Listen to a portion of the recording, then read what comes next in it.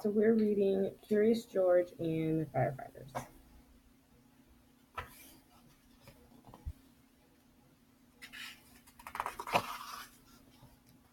This is George.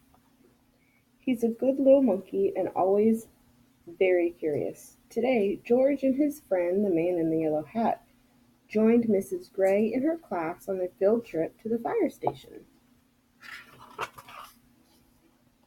The fire chief was waiting for them right next to a big red truck.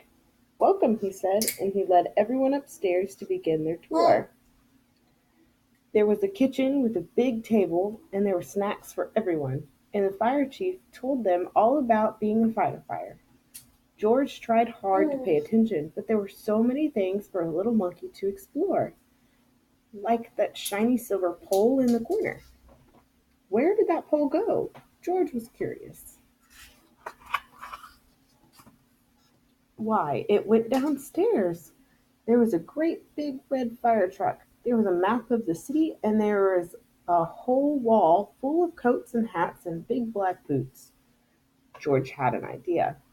First, he stepped into a pair of boots. Next, he picked out a helmet. And finally, George put on a jacket. He was a firefighter. Suddenly, ring, ring, ring! The firefighters all rushed in. "This is not my helmet," said one. "My boots are too big." "Hurry, hurry," said the fire chief, and the big red lights on the map of the city told him just where the fire was. There was no time to waste. One by one, the firefighters jumped into the fire truck, and so did George.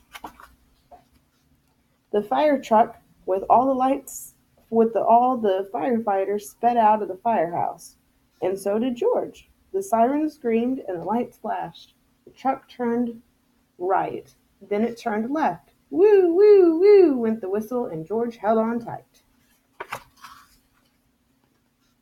Soon the first truck and all the firefighters pulled out to a pizza parlor on Main Street. Smoke was coming out of the window in the back, and the crowd was gathering in the street. "Thank goodness you're here," cried the cook. The firefighters rushed off the truck and started unwinding their hoses. They knew just what to do, and George was ready to help. He climbed on to the hose reel.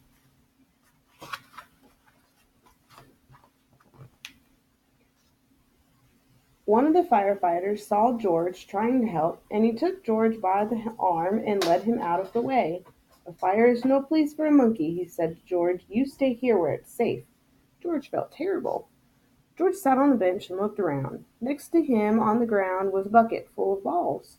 George reached in and took one out. It fit his hand just right, like an apple he had had for a snack. A little girl was watching George. He tried to give her the ball, but she was too frightened. George took another ball, and another. "Look," said the boy, "that monkey is juggling." The boy took a ball from the cage and tossed it to George, but it went too high. George climbed up onto the fire truck to get it.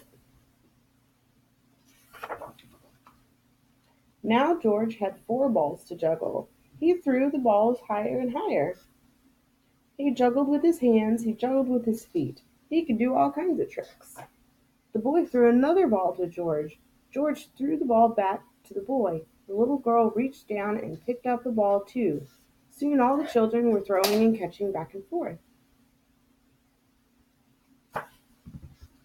The fire chief came to tell everyone that the fire was out. Just then the little girl laughed and said, "Look, Mommy, a fire monkey." "Hey," said the police chief, "what are you doing there?" "What a wonderful idea," the little girl's mother said to the fire chief, "bringing this brave little monkey to help children when they're frightened." "Oh, well, thank you."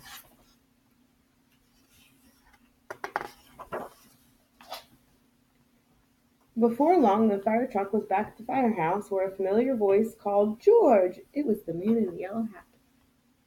"This little monkey had quite an adventure," said one of the firefighters. "Is everyone all right?" said Mrs. Gray. "Yes, it was just a small fire," said the fire chief, "and George was a big help." Now the field trip was coming to an end, but there was one more treat in store. All the children got to take a ride around the neighborhood on the shiny fire truck. and they each got their very own fire helmet, even George, and it was just the right size for a brave little monkey.